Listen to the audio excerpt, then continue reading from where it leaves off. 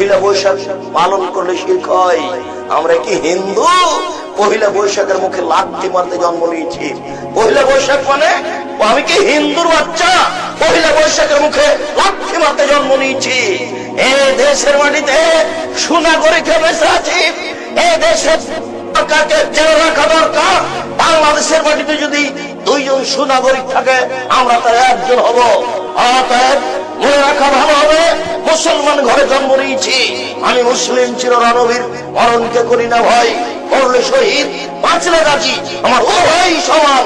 আমি মুসলিম চিররণবীর, আমি পহিলা বৈশাখের মুখে লাথি মারি। আমি মুসলিম, আমি এই দেশে বসবাস করি। আমি 31 নাইট ইংরেজি বছরের প্রথম দিবস মানবো কেন? আমি কি ইহুদির বাচ্চা?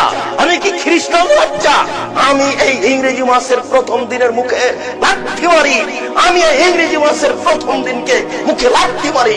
তুমি কার পুরুষ? তুমি কার পুরুষের বাচ্চা? তোমার শরীরে পুজ আছে, তুমি মূর্খ, তুমি বর্বর, তুমি অসভ্য।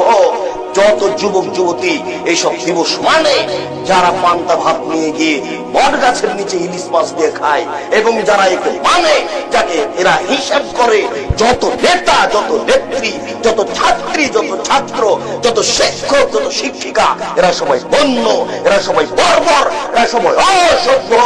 যারা এইসব দিনকে পালন করে, আমি আব্দুর রাজ্জাক যদি তাদের মূর্খ প্রমাণ না করতে পারি, আমি জাতির সামনে জিন্দেগিতে আর কোনোদিন আসবো না। আজকে শেষ করলাম।